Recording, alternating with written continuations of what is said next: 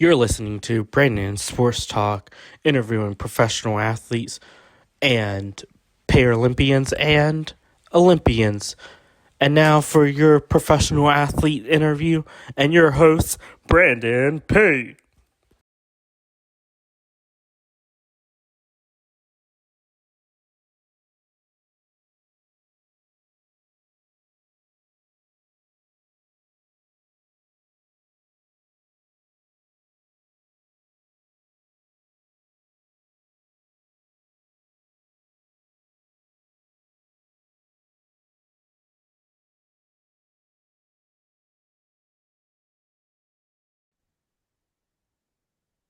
Welcome back to Brandon Sports Talk. In today's episode, I have the privilege of interviewing the USA Paralympian para swimmer Taylor Winnett. How are you doing today? Hey, I'm doing really good. It's a crisp October day in Indiana, and I spent the last month in Florida, so it's been nice. Like I get to wear a long sleeve today, and this is like my favorite season. I love sweatshirts. I love not like freezing to death, but also not being way too hot. Can you talk about how you knew that you wanted to become a para swimmer and make it to the Paralympics?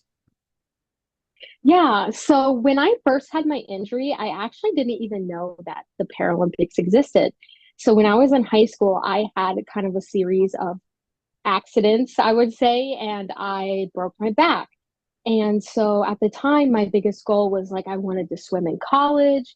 I wanted, to swim at a big D1 college. That was my big goal in life. And then when my injury happened, kind of that dream disappeared. And I spent a really long time, I feel like 2 years to truly find myself again and feel confident in my disability and my recovery. And throughout that process, I found out that the Paralympics existed. And that kind of rekindled my love and my fire for the sport. And I knew then, like, I really want to do this. I don't know how good I will be, because learning how to swim again after acquiring a disability is so unique because not anymore. It's been such a long time. It's been like 8 years. But at first, like, I could remember everything that I used to be able to do. And so I didn't really know if I had a future here because I was like, all these girls are so fast. I cannot swim the way I used to swim. So I had to relearn how to swim and kind of learn how to still love the water with my disability. And then, kind of throughout the years, COVID slowed things down, but I started to get faster and set more goals and get more serious. And then, about 2, 3 years ago, I decided like I want to go to Paris. Like, this is my big goal in life. I actually quit my job after college to pursue swimming. So, yeah, it is incredible. Even though Paris was just like a month or two ago, like being after it, like I achieved that goal, and it's just incredible to think about where I started and where I ended up. For you, what was it like getting into the sport of swimming and coming into the para world? Yeah, so when I first started swimming actually when I was 4 years old. So I really don't remember life before sport because I was so young. But I remember when I came into Paralympic swimming, just feeling such a sense of like belonging because acquiring my disability as a teenager, I struggled a lot with body image and feeling like I stood out. I had to use a cane to walk or crutches and leg braces. And so I kind of felt like in college, I just stuck out like a sore thumb. There wasn't many other people that looked like me. And so when I went to my first para swimming meet, I just stepped on deck and like there were girls who used wheelchairs or crutches and they looked like me. And even though the way we have our disabilities is a little different, kind of just that solidarity of being like, people won't stare at me or comment rude things at me at swim meets.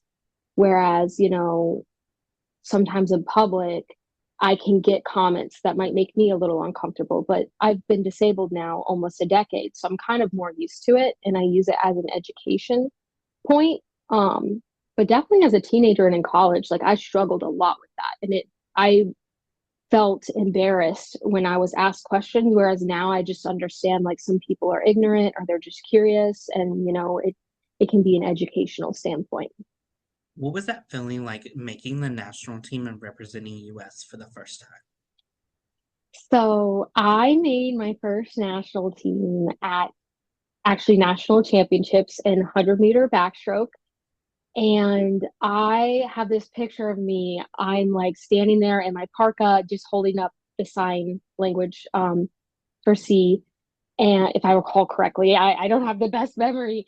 Um, and I just remembered like the pure excitement of like, wow, like this is legit. I'm on the national team and representing the United States. My first international swim meet was actually in like outside the US, was in Tijuana, Mexico. And that was just incredible. I had such a great time. They have since moved that swim meet to Guadalajara. And I'm kind of sad because Tijuana, the pool was great. I actually got my national B team status there in 100 fly. So it's a very, very fond memory of mine. What has that been like coming from a swimming family where your sister and your family members have been swimmers? I think it's really special because growing up, I have an older sister and a younger sister. And my mom started swim coaching when she was probably like 22.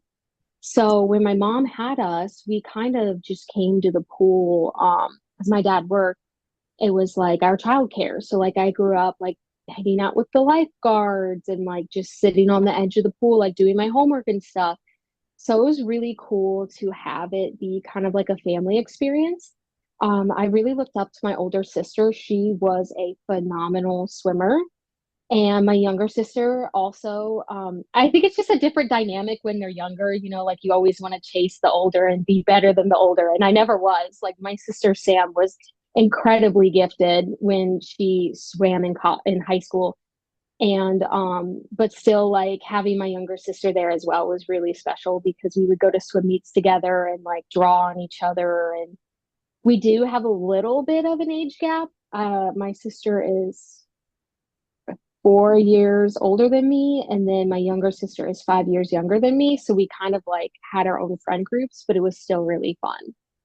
What is that like having your mom as your swimming coach? Oh boy. So I don't know how to say this and not sound like weird. So my mom, when I was really young, we had like superlative like awards.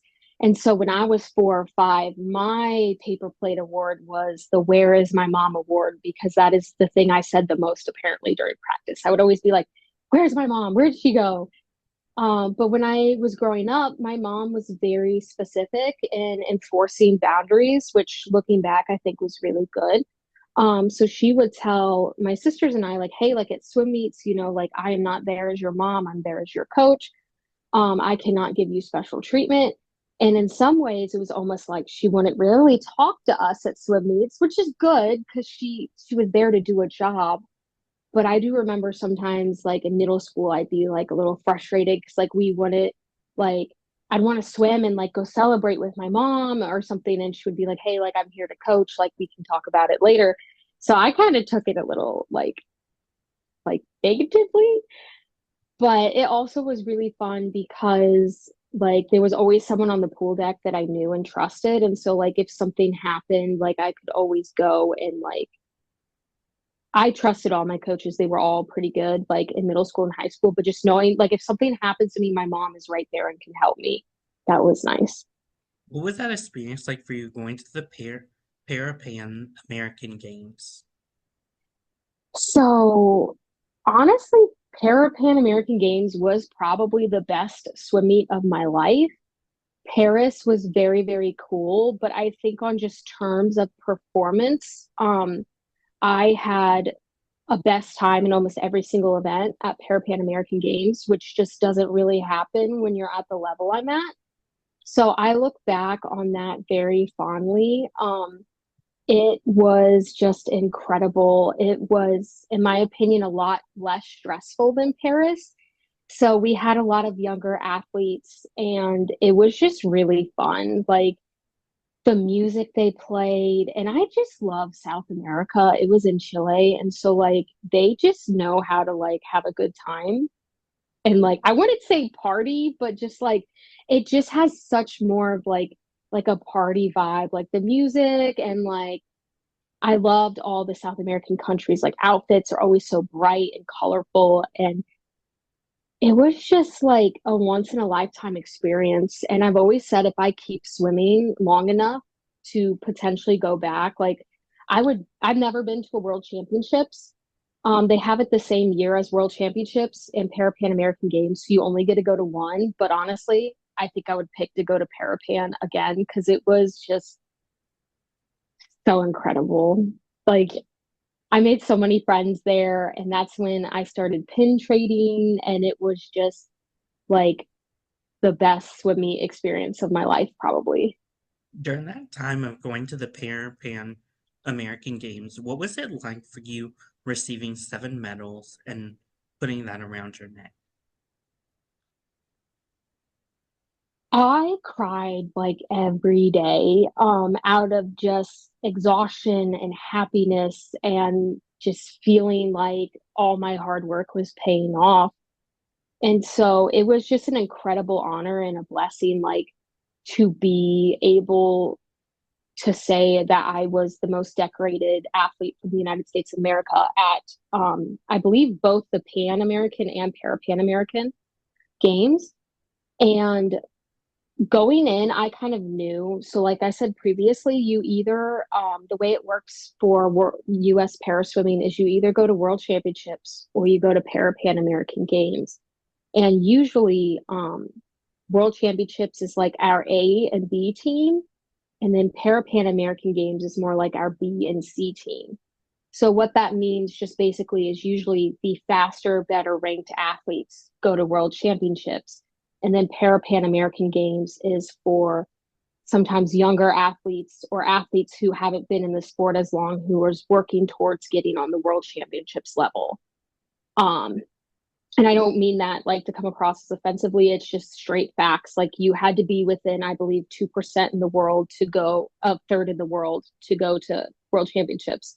And then Pan American Games just had standards. So going in, I did not swim super well at trials for World Championships.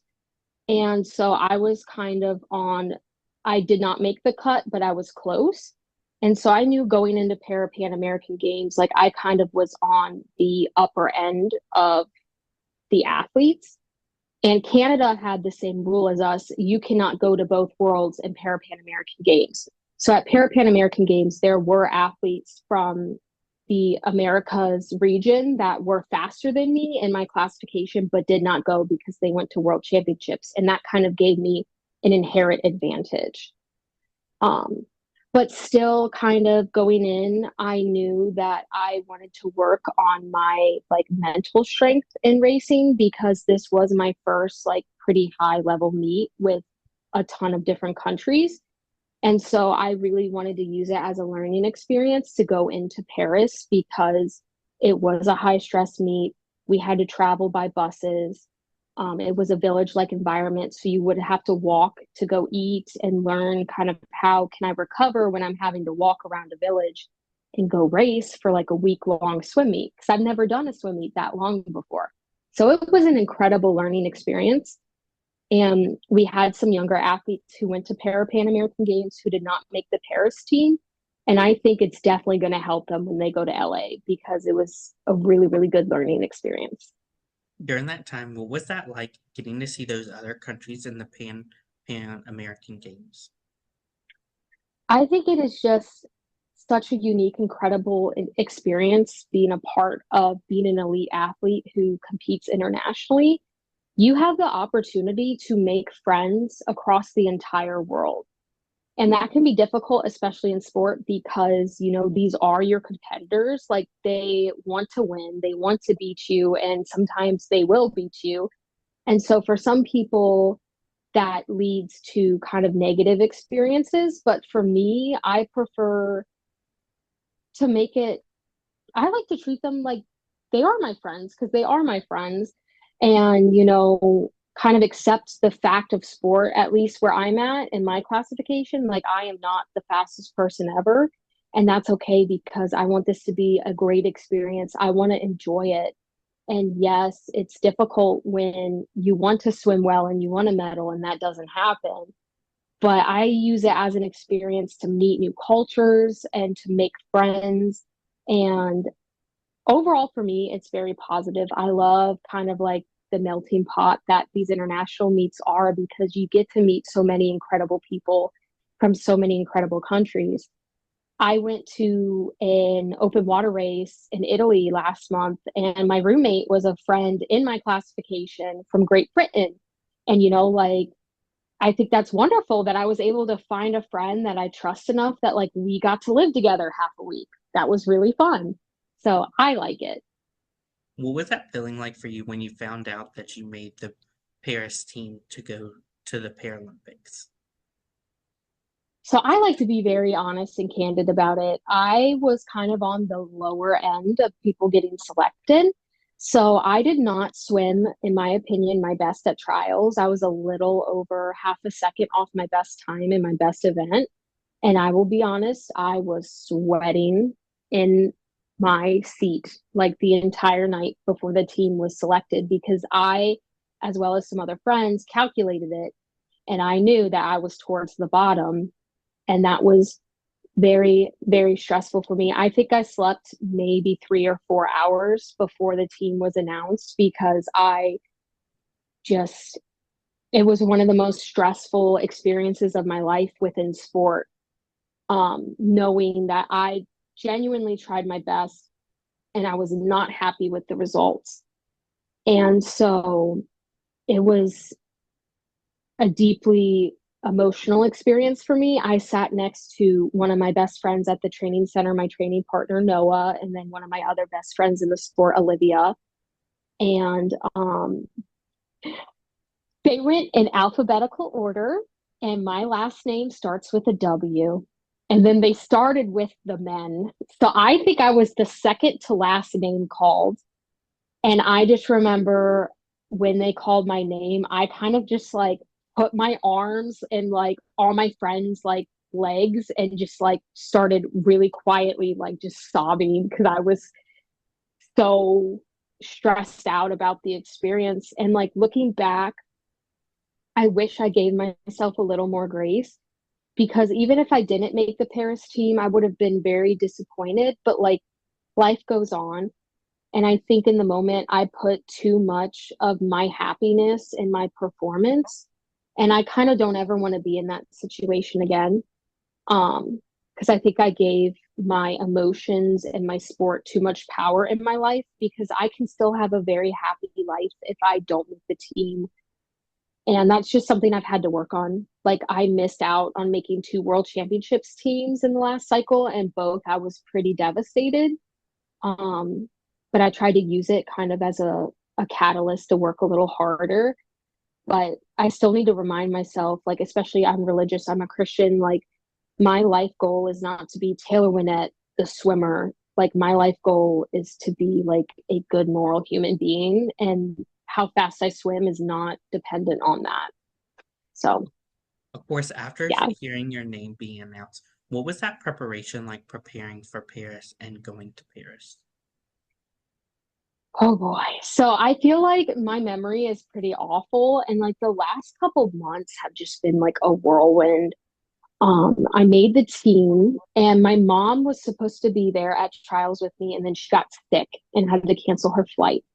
And then my husband was working overseas for his job. So like I was all alone in the hotel. I had people that I consider to genuinely be like my blood relatives with me, friends and family who were there to kind of help encourage me and, make sure I don't get lost on the bus system.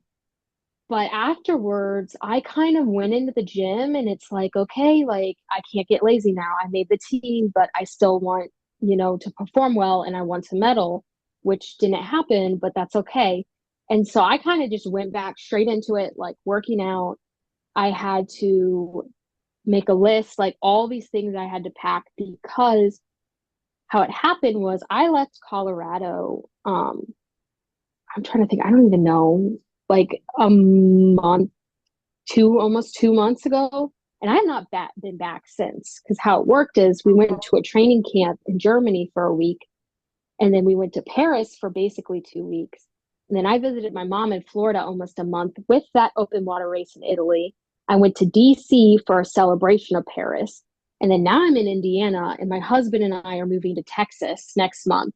So I had to figure out, how do I pack in enough bags that I do not have to pay for checked baggage to go to all these different places. So like that was a whole like stress ball for me, but it's worked out. I had to leave a suitcase, a bag, and my scooter at my mom's house, but I'm going to be back in Florida in the next couple months to pick it up. And I don't have any more swim meets this year I'm going to, so it'll be okay. But that was an experience. And then kind of just focusing on sleep hygiene, mental hygiene, and nutrition was really big, because I have kind of learned throughout just my experience being in international like racing and stuff. I have to be really careful making sure I don't eat weird food.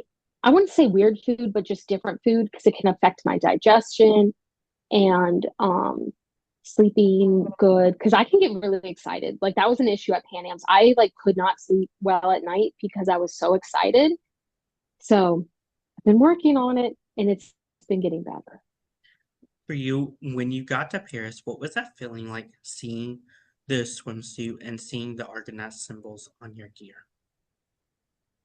It was just incredible. I remember the first time we went out and saw the pool, and myself and my teammates, like we just had like our mouths open, like just awe. Like it, the detail they put into it was incredible, because you would swim, and on the bottom or like the side of the pool, when you would breathe, because you usually breathe with like one eye out and one eye in the water, you could see Paris 2024.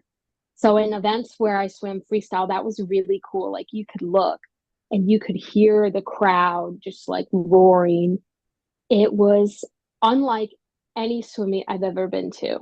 Like I say Pan American Games was the best swim meet of my life because of like my performance. But the coolest, in my opinion, swim meet ever was definitely the Paris Paralympic Games. Our crowd, I believe some nights had over 14,000 people, and I have never seen or been to a swim meet for Paralympic sports that had that many people. And then the Agitos, which like I have on my shirt here, um, knowing that like once a Paralympian, always a Paralympian is such an honor, especially for I'm proud to be an American. Like what our country has done to try to elevate Paralympic sports to the same level of Olympic sports is like we are so privileged, and we do have a lot of ways to go and improve. And in my opinion, there are some countries who I believe integrate, and like because they integrate trials and stuff. So for swimming in America, like there's Olympic trials and Paralympic trials is separate. I would love for those to be together, like Canada and Australia and Great Britain. So there are ways we can improve, but like overall, like speaking to other athletes, I am very proud of kind of the respect that I feel like America gives their Paralympic athletes. Um, so that's really cool. And you can ask my husband, because he's kind of like flabbergasted about this. I remember being asked on and off, like, would you get the Paralympic logo as a tattoo? And, I really struggled with it. I was like, I'm not sure, like, if anything is important enough to, like, put on my body the rest of my life. And, I just wasn't sure. And then I went to Paris and I was like, oh, yeah, like, I want that tattoo, because it is one of the coolest experiences of my life, just being able to say, like, my country thought that like they were willing to send me to represent them on the biggest athletic field ever. Like that is just such an incredible feeling. And so I do have like some tattoos drawn up. I'm thinking about getting like the Paralympic logo here, and then 2024 with the zero being the flame logo from Paris. And then on my other wrist, I'd like to get like a simple line tattoo where the light of a lighthouse is across, like a little lighthouse tattoo. I almost got that tattooed on my calf when I was 18. So like it's been floating around for a while. But I might do that when I'm in Colorado next month. I'm not sure. I have some friends at the training center who might come with me. But yeah, it's just incredible. What does it mean to you now to be once a Paralympian and always a Paralympian? For me, I think there is a lot of responsibility that comes with being a Paralympian. I think it's really important that the rest of my life, I need to try to advocate for Paralympic sport in some way or another and talk about it because I heard somebody say once, and it was very profound for me, like being disabled is one of, if the only minority where anyone can ever, like, you can, sorry, I'm mixing up my words. So being disabled is one of the only minority groups in the world where you can become a part of it at any moment of your life. And I don't want people to be afraid, but you could be sitting on the couch reading a book and have a stroke, and you could have a disability impacting you from that the rest of your life. And I don't think a lot of people think about that, especially very healthy people. I became disabled, like I said, as a teenager, and I do agree with the sentiment that a lot of times as a teenager, you think you're invincible. You speed on the highway, you take a lot of risks. And then as you grow older, you realize like you can have one little slip up and be disabled the rest of your life. And I think people sometimes take health for granted. And so once a Paralympian, always a Paralympian. I want people to always know, like, I don't want them to suffer the way I suffered after my injury with my self-esteem. And I think everybody after acquiring a disability will go through some kind of mental struggle. It could be on and off the rest of your life. It could just be for a few years. But I felt very lonely and very isolated. And so by talking about Paralympic sport, maybe people can find the sport quicker than I did. It took me about, what, 2 or 3 years after my injury to start Paralympic swimming. So I want to try to be an advocate for that always. What are some of your favorite memories and moments throughout Paris? I think some of my memories and moments was just seeing my teammates have their dreams be achieved. So I had a couple really close friends, including my roommate Olivia, who just had phenomenal swims. And I remember just sitting up in the stands, just like bawling my eyes out. Like I'm about to cry right now, just seeing like all their hard work pay off was just so incredible. And like hearing the national anthem and knowing like they did it. And on the other side, though, that was pretty difficult for me because I did not swim very well. I did not get any best times. I was not very happy with my swims overall. So that was another edge of the coin that was like really disappointing for me. But overall, I swam 4 events and I swam in the finals in 2 events, and that is a huge feat. And I try, I'm only a month or two out, like to remind myself, like I might not be coming home with a medal, but I'm coming home with a lot of memories and a lot of thankfulness of what I did experience. And something else that was really fun that I liked was the food. It's just really like, I don't know how to describe this. I hope this doesn't come across as like bad, but like the Paralympic Village is basically a disabled utopia. And I remember talking to some friends like, this is what society would look like if it's the other way around, where it's like 1 out of every 7 or 8 people is able-bodied and the rest are disabled. And it was just really, like I said, it's an experience like no other, where you're walking around and there's people who are blind with canes and people in wheelchairs and people with walkers and people with prosthetic legs and all these different countries. And you just go up and talk to people like, do you want to trade a pen, or you go eat dinner? And it was just incredible, like feeling that sense of like belonging and knowing that we were all connected through sport. It's, I don't think I'll ever experience anything like that anywhere else, but it does give me hope. Like we can make an accessible society if we can whip it up in a couple years for our Paralympic Games. So it does give me a lot of hope for like society in general. But definitely some of my fondest memories were the food and watching people race. And then just the closing ceremony was so cool too. It was probably in like my top five favorite things. I remember I was really bummed out because it was pouring rain. So we're wearing ponchos, but we were kind of just sitting there like in the rain, and then they started playing music and like flashing lights, and like we just got up and started dancing, and like we didn't care that we got wet, and we didn't care that it was like 10 at night, and it was just like I wish I could go back and experience again because it was so cool. How is that how is that process like trading pins with other countries and other athletes in the village? I really like it. It's so cool because, like I said, you have all these different countries all mixed together in the village. And so not all of us speak each other's language, obviously. So it was really cool. Like you could go up and just point and be like, pin, and they'd be like, sure. And like you can trade with people. So it was a really cool way to like meet people. And then like it's just a really unique souvenir I feel like to have. Like I have my we had like a credential with a lanyard all the athletes had. And so I had that and then a couple other lanyards I got out there that are like decked out with like one my big one with my face on it has my favorites and then my next one has my next favorites. And so I think it's a really cool way to bring people together and trade, but also like one day if I have kids and grandkids, hopefully I can be like, oh, this, I traded this with someone from Brazil. And like it's cool because it's art as well. Like some of the countries really, really went hard on their pins, and I really, really enjoyed it.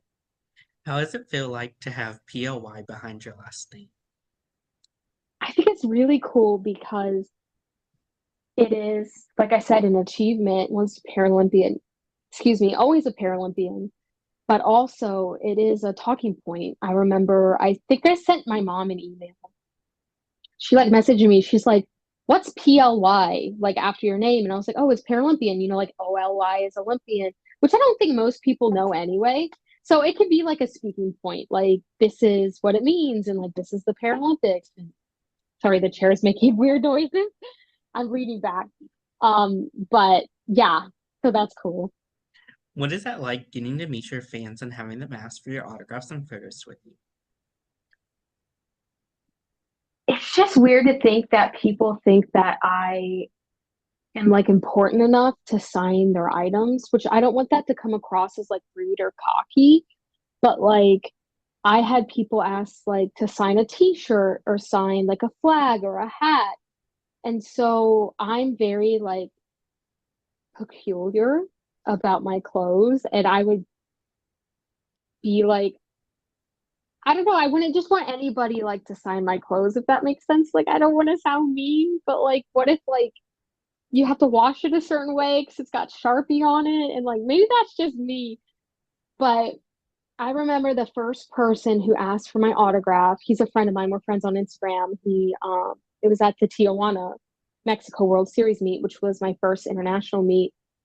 And I remember I didn't know what to put. So I think I just did like Taylor Winnett, like a little smiley face, which like I'm still trying to work on it. Like I might add a wave or like a little heart or like para swimming.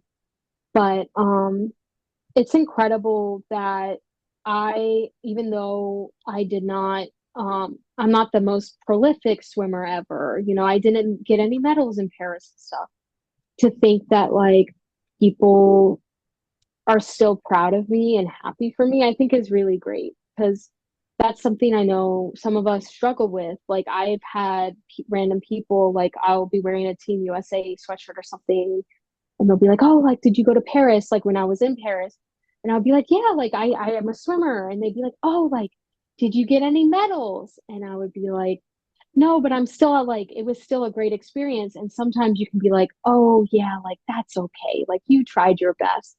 And so like I wish sometimes people would not put almost like your worth in your performance. But I know they're also curious and they want to celebrate you, which is great. But kind of just with the autograph stuff, like people still see me as like an accomplished athlete, even though like I might not be on a billboard someday and like I didn't get medals and stuff. Like that's important to me as well to show, especially the younger athletes I talk to, like, not everybody can win, and that's okay because you still tried your best. And, that's all you can ask sometimes. It's just, did you try your best? And if the answer is yes, then, you can go to bed, maybe not always happy, but like in the long run, happy knowing like I genuinely did my best. What is that like getting to swim with some of your teammates like Jessica Long, Hannah Aspen, and others of your teammates?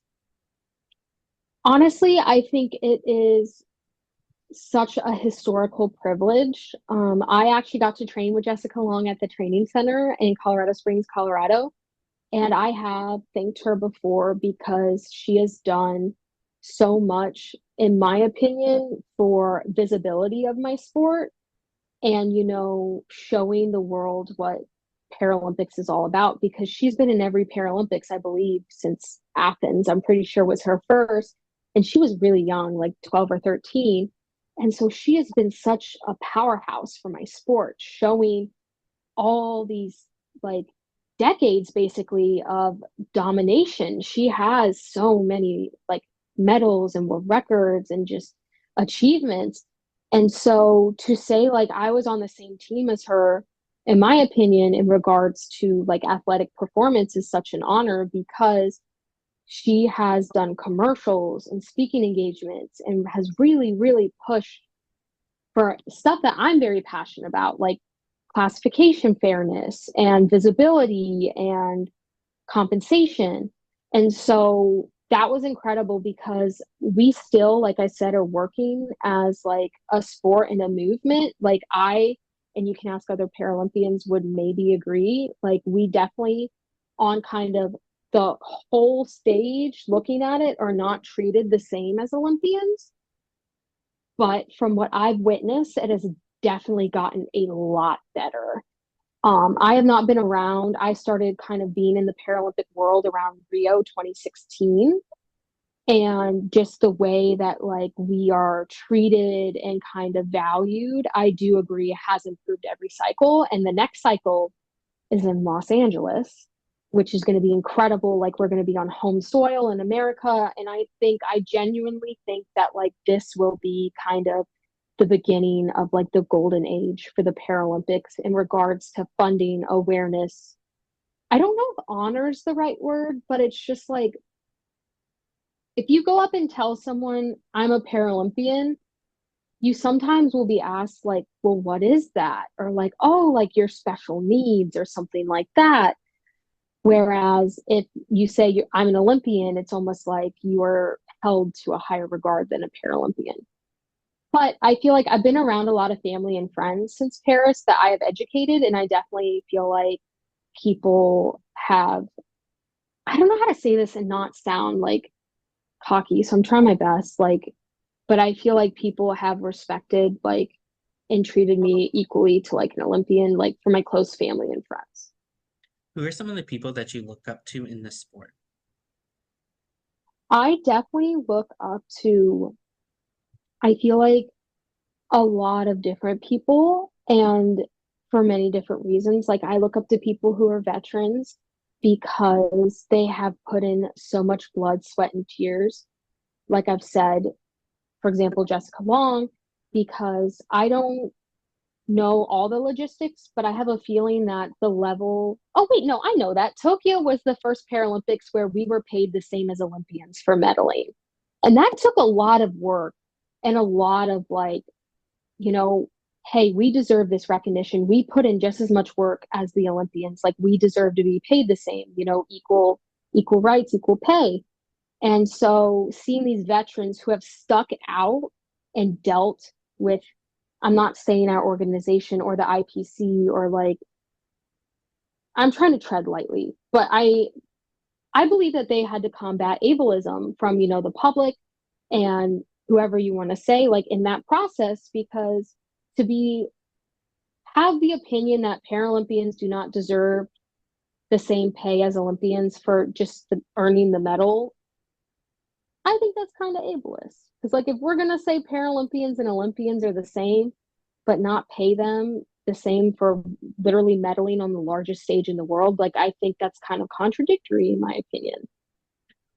So kind of these veterans, we've had to combat, people not valuing us like able-bodied athletes. And I have a unique experience because I acquired my disability. There are some people who never saw what the able-bodied side was like because they were never truly welcomed into it because they were born with a disability. And so that's a whole nother conversation. But I also really, really look up to and value kind of people like me who have won Paralympics under their belt because, we aren't super well known like the veterans, and we're trying to pave our own way. And there's own challenges and struggles to that as well. And then I also look up to the really, really young new athletes because just seeing, like, I don't even know how to say this and not sound like depressing, but like the optimism and the hope in their eyes of like, they look at one of the veterans and be like, I want to be like her one day, or I want to be like him one day. And they have such a youthful, like giddy love for the sport. And like, I love my sport, but it has burned me in many ways. And so seeing kind of the younger people still have like that hope of fairness and stuff like that. And like, I don't know how to sound that and not sound depressing, but like, para or not, able-bodied sports as well, there are issues in every sport, and things that people have been through and things that people have to deal with, and it can be cutthroat, like being an elite athlete. Like I said, I tried out for 2 world championship teams and didn't make it, so I had to acknowledge and accept, like, they watched me swim and said, you are not good enough for us to pay you to go there and race. Like, that was a really hard reality to accept. And you have to determine, am I going to give up or do I want to keep trying? And I don't know if give up is the right word.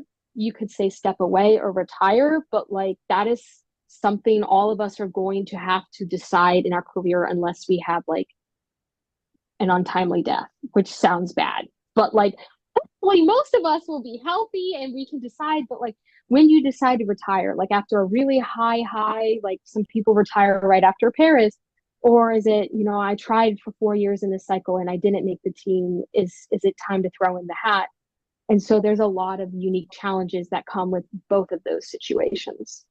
What was that Mama I Made It moment like for you making the Paris Paralympic team and going to Paris? I'm sorry, can you repeat that? What was that Mama I Made It moment like when you made the Paralympic team and going to the Paralympics? That's a hard one. I feel like it finally set in. I would honestly say like when I was in DC like a week ago, which is not really the answer I feel like most people would give. Usually it's like, oh, when they said my name or when we had the naming ceremony. But for me, it was like walking through the field, or like, I don't know what it's called, the front yard of the White House. And we all had jackets on that said Paralympian or Olympian, and having the president of the United States walk out and address us. It was like, this is legit. Like, I did it. And I think part of that is just like I said, the whirlwind after you make the team, and it's like in 2 months I have the biggest swim meet of my life. I think kind of just like, and that's something I want to do better if I make the LA team, is not, I get caught up in stuff sometimes and hyper fixated. And so, yeah, I would say that's the big moment where I was like, I did it. It's done. But I remember when they announced our team and we had this naming ceremony at the Minnesota Vikings stadium. And they called up all of us one by one and gave us a ticket that said like ticket punch to Paris, which I plan to frame up in my house one day. And we all went on, I don't know if it's turf. I don't watch football. The football field. I don't know what it is. The green. Yes. We were all there, and I have a picture of me. It's my first pinned picture on my Instagram. I'm like holding up my ticket, smiling with my like hat, my Paralympic hat. I feel like that was one of the highs of me, like finally knowing that I made the team. And that was really cool, just like looking around and like all of us who did make the team were super excited and super like giddy. And that's something that I always tried to be mindful of because I did have some very close friends who worked very, very hard and did not make the team. And so I really wanted to try my best to be mindful of their feelings. But when we had this part of the announcement, like we were all together and it kind of felt like I could put that down and be really, really excited for a couple minutes. Um, so yeah, it just really stinks though. Like I wish everyone who had the cuts could make it because there are some countries like that where if you get the standards, you get to go. And just America has such breadth and depth currently that not everybody who's fast enough will get to go. And that's kind of a hard reality to accept for World Championships and the Paralympics. Coming back home, what's that feeling like receiving the rings and putting it on? That was really cool. We got our rings in DC. I remember when I took it out and looked at it because I have a high school state ring. I did not make the state team, but I remember we were not going to get state rings. So I went and sold chocolate bars and encouraged like our swim team, like, let us sell chocolate bars to get these rings. So I got one because I was on the district's team. And so like I still have that little ring from high school. And I remember like looking at both of them and it was like, this is kind of one part of my journey where it began in high school. And I told myself at the time I really, really wanted to swim in college. And then that didn't happen, but I got to be a Paralympian instead. And that was incredible. Like just looking at both of them and being like, this is kind of like a spread. How old am I now? Of basically a decade. I think I got that ring when I was 14 or 15, and I'm 25 now. So just looking at like this was what basically a decade of work looked like. And so that was really cool because all in all, it is just an item. And, you know, I'm trying my best to work on not being like materialistic and stuff, but still like being able to look at it and be like, this is a symbol of some of the really hard work that I did. That was really cool. What would you tell your younger self now, looking back on your career now as a Paralympian? I think I would definitely tell myself, and really anyone who acquired a disability, kind of my lowest point was in the spring. I acquired my disability in the fall, and this was the spring later. So it was a little less than a year. And I was so depressed and so just lost. And sport has helped me a ton with body image and just staying healthy. And like I've tried to express, you know, my worth as a human being is not in me being an athlete, but I wish I could, if I could like teleport back there and tell myself, like, it gets better. There are going to be many things that you do not expect. You're going to have many setbacks and stuff, but it's so cliche because I remember when I was in that moment and I would read that, I would be like, that's such crap. Like, don't tell me it gets better. I don't want to even be alive right now. Like, how can I think of that? But it's true. And the way you get yourself there, for me, I had to accept like you're going to be, from a society standpoint, quote unquote, messed up the rest of your life. Like, I have chronic pain. You know, I don't walk the way I used to walk. Like, you're going to have physical problems the rest of your life. So I had to accept, like, I am physically disabled. I don't like to say I'm messed up because I don't need to be fixed. I accept that I am unfixable and I am perfect just the way I am. Like, I am made in the image of God and there's nothing like wrong with me. Like, it's a part of my body is I am disabled. So you have to accept that, but you also need to work through and find something that will help you get through that is good and healthy for you. And definitely as the daughter of an alcoholic, I could have turned to alcohol. I could very easily, like, I have not drank in like almost 4 years, I think. Very, very, like, I have to be very mindful. It's very difficult for me not to drink. But you need to find healthy coping mechanisms. And for me, one of that was swimming. And for you, it could be reading, it could be knitting, it could be public speaking. Um, but definitely like finding where you belong, which also sounds very, very cliche, it helps. And if you don't have any friends or family, which I did have family and friends at the time, but felt so isolated, I felt like I couldn't really go to them with my issues. I started group therapy. I went to an anonymous group therapy where I would go talk in a church with a bunch of other adults.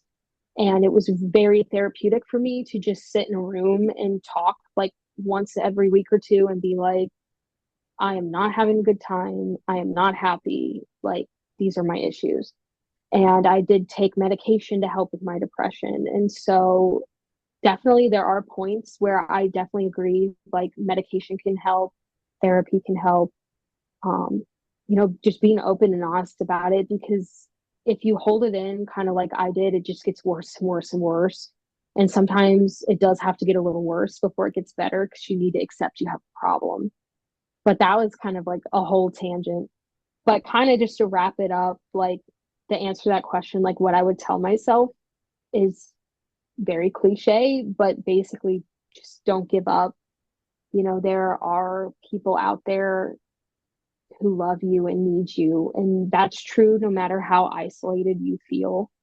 Because I try my best to love and care about everybody, even if I don't know them. Um, but yeah. What are some of your future plans in the sport moving forward? So I am trying my best to kind of go at this year by year. So right now I am definitely committed. World Championships is in Singapore in September next year, and I really, really, really want to be on that roster. And so that is like 11 months away. Sorry, I'm just adjusting my camera. So that is about 11 months away. And I kind of want to give it my all and just really, really go for it. And then kind of reevaluate from there. My husband and I, we want to have kids, and we're talking about fostering and adopting next year, which takes a lot of time and energy and a lot of love. And so I'm not sure if I'm going to LA right now. And I feel very confident in accepting that I'm not sure about that. I would love to do it, but I'm kind of taking things year by year, seeing how my body accepts and adjusts to it, because training at the level I train does impact my pain. But overall, I feel like my quality of life is better when I'm swimming. So yeah, that's kind of my goal. I want to go to World Championships next year and then reevaluate from there. I might take a year off if we decide to have a biological child.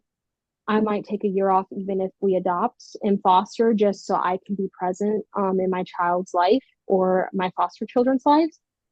But yeah, I think if I didn't have chronic pain, and honestly, I don't know. LA sounds really, really cool, but I'm not sure if I'm going yet. And that's okay. Like I said, I want to take a year by year and see what happens from there. What advice would you give those future Paralympians looking to compete for the first time or multiple times? I'm sorry, could you repeat that? What advice would you give those future Paralympians looking to compete for the first time or even multiple times? I think my biggest advice for any Paralympic athlete is you definitely have to learn how to advocate for yourself. I have not experienced this a whole lot because I am an adult, and so I have only swam on masters teams or with like Paralympic associated teams at the training center.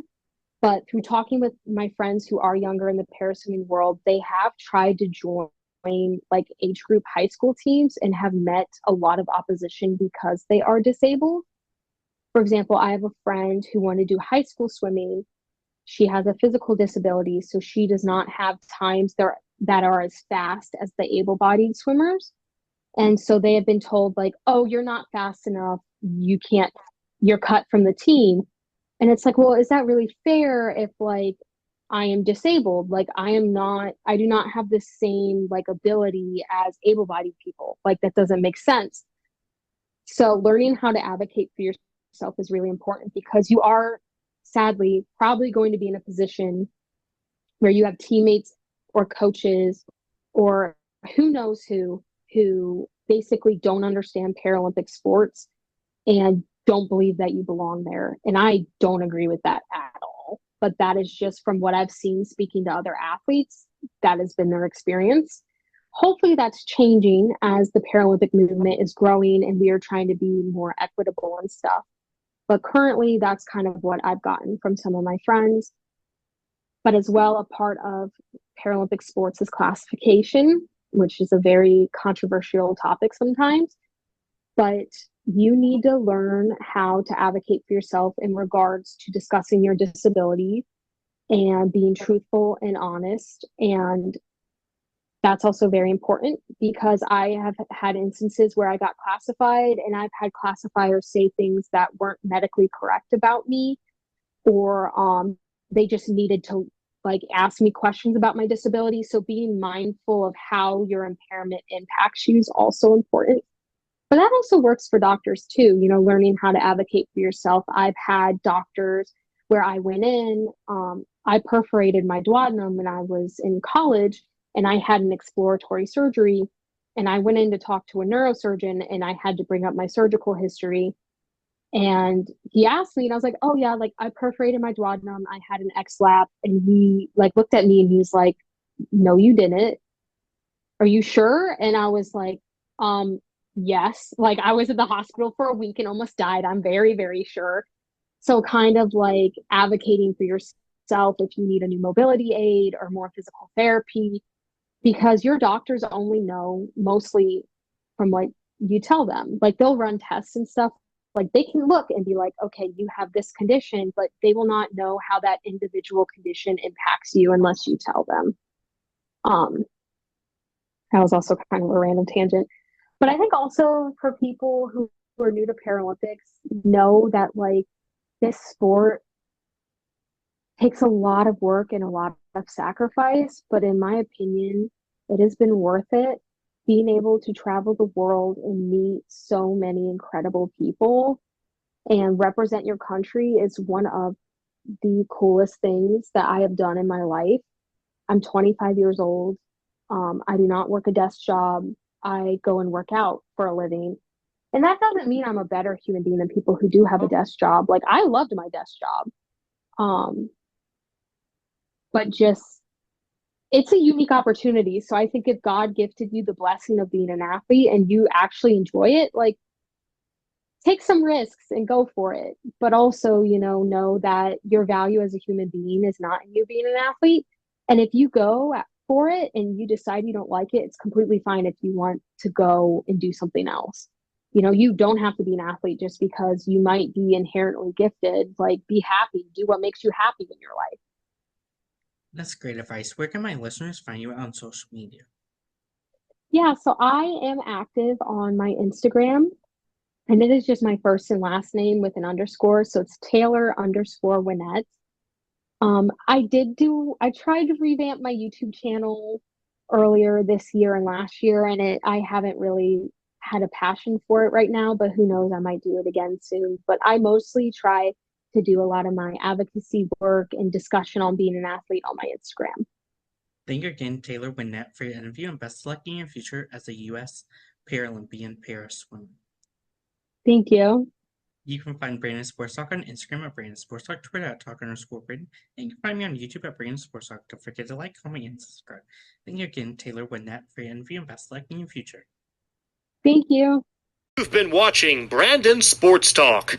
Please feel free to like, share, and subscribe to Brandon Sports Talk on social media and on YouTube.